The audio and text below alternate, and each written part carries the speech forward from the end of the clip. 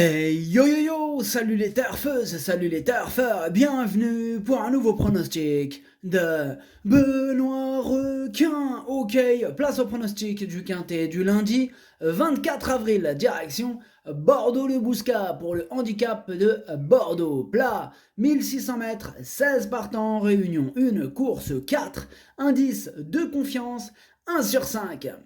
Petit retour sur le quintet du dimanche 23 avril, c'est le 8, mon cheval de complément, mon regret qui manquait à mon pronostic.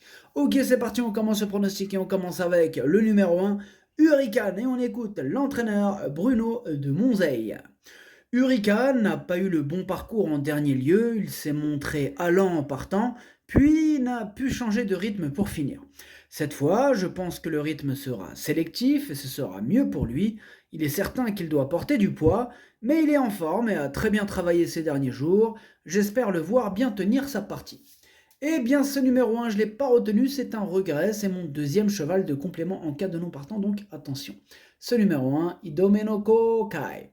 On passe au numéro 2 à Passalito et on écoute Madame Sandrine Gavilan.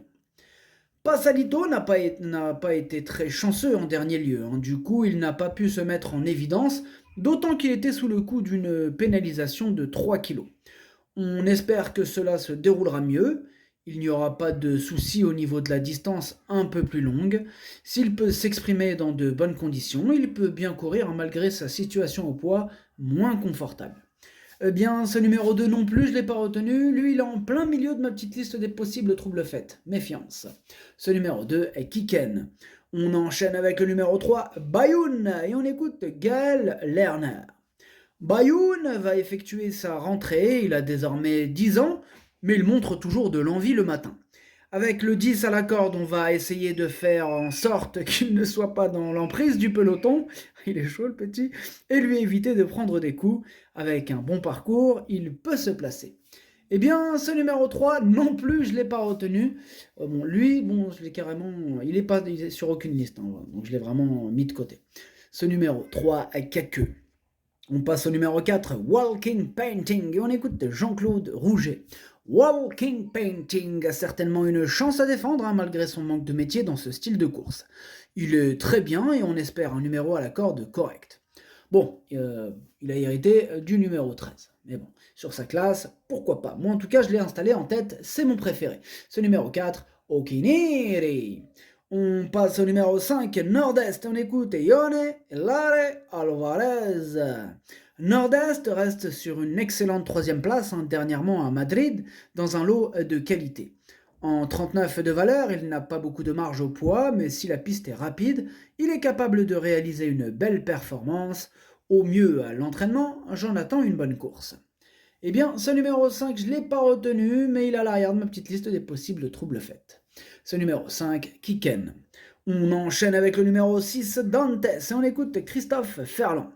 Dantes est cette fois bien placé à la corde, hein, ce qui est bien, car cela faisait quelquefois qu'il était mal placé dans les stalles, ce qui ne lui rendait pas la tâche facile. À ce niveau, il est compétitif. Eh bien, ce numéro 6, lui, je l'ai retenu en bout de combinaison. Ce numéro 6, Nanaï. On passe au numéro 7, Goldino Bello, et on écoute Gavin Hernan. Goldino Bello me paraissait vraiment très bien, mais m'a déçu, hein, pour sa rentrée. Peut-être manquait-il finalement d'une course. Maintenant, j'espère que la pluie annoncée sur Bordeaux sera bien présente, ce qui serait un plus pour lui. Eh bien moi ce numéro 7 il me plaît beaucoup, je l'ai gardé assez haut, hein, en quatrième position. Ce numéro 7, Yomi. On enchaîne avec le numéro 8, Dizzy, on écoute Roberto Carlos Montenegro. Dizzy est bien, j'avais opté pour des courses dans la région avec ce quintet dans la tête. Certes, elle affrontait des lots de bonne facture, mais il n'y avait pas de long voyage. Bien que remontée au poids, je la crois toujours compétitive. Ce sera certainement plus dur pour le succès, mais avec une course rythmée et un bon parcours, l'avoir terminée à l'arrivée ne serait pas une surprise. Eh bien moi ce numéro 8 il me plaît vraiment beaucoup, je l'ai gardé très haut, en troisième position. Ce numéro 8, Daisani. On passe au numéro 9, Oxiana, et on écoute Philippe Sogorb. Oxiana est en bonne condition, après avoir remporté son handicap l'an passé, les engagements ont été moins favorables par la suite. Néanmoins, elle est courageuse et déçoit rarement. Ici, sa marge au poids est réduite, mais avec un déroulement de course favorable, je pense qu'elle peut accrocher une bonne place. Eh bien, ce numéro 9, moi je l'ai pas retenu. Par contre, c'est quand même lui le chef et le capitaine de ma petite liste des possibles casseurs de tickets repérés. Donc, attention à lui. Ce numéro 9, Kiken. On passe au numéro 10, Laris, et on écoute Damien de Watrigan. Laris vient de s'imposer plaisamment sur le parcours qui nous intéresse. J'espère que les plus annoncés seront au rendez-vous, car il affectionne les pistes assouplies. Pénalisé au poids et montant de catégorie, ce sera plus difficile, mais sa forme est au beau fixe. Irréprochable sur cet hippodrome, on se laisse tenter par ce bel événement. Eh bien, ce numéro 10, moi je l'ai gardé en 5e position. Ce numéro 10, Doi. On enchaîne avec le numéro 11, Ascot Angel, et on écoute Madame Jeanne Soubanier. Ascot Angel avait besoin de vacances en fin de saison. Après s'être bien reposé, il vient d'effectuer une très bonne rentrée à Toulouse. À l'entraînement, il me semble en bonne forme et demeure compétitif à cette valeur. De plus, il affectionne l'hippodrome du Bouscat. Malgré ses 9 ans, il nous fera encore plaisir. Logiquement, j'en escompte une belle performance. Ce numéro 11, il fait partie de mes préférés. Je l'ai gardé très haut en 2e position. Ce numéro 11, Watashi no Nibame no Okinere. On passe au numéro 12, Lily Rose, et on écoute Mathieu Brasme. Lily Rose s'est remarquablement comportée dernièrement, échouant de fort peu pour un meilleur classement. Cela fait un moment que l'on voulait la rallonger un peu. Avec 2 courses dans les jambes, cet handicap arrive bien. Comme tout attentiste, il faudra bénéficier d'un parcours fluide, mais si tel est le cas, elle a sa place dans les 5 premiers. Eh bien moi ce numéro 12, je l'ai gardé en bout de combinaison. Ce numéro 12, Hachi. On passe au numéro 13, Massa Shop, et on écoute Madame Jeanne Soubanier. Massa Shop devrait bien courir, cela ne s'est pas bien passé sur le sable palois. Après avoir repris un peu de fraîcheur, il a effectué une rentrée correcte à Saint-Cloud. Avec une course dans les jambes, il devrait pouvoir accuser quelques progrès. Bien qu'affrontant un lot de qualité, j'en attends une bonne prestation. Bien moi, ce numéro 13, je ne l'ai pas retenu. Ce numéro 13 à Kaku. On enchaîne avec le numéro 14, Gift of the G, et on écoute Madame Jeanne Soubanier. Gift of the G ne cesse de nous faire plaisir, faisant pratiquement toutes ses courses. Il vient de montrer que le tracé bordelais ne le dérangeait pas. Avec un bon déroulement de course, il devrait avoir son mot à dire, même si cette fois le terrain sera certainement plus sec. Il détient une chance des plus régulières pour terminer à l'arrivée.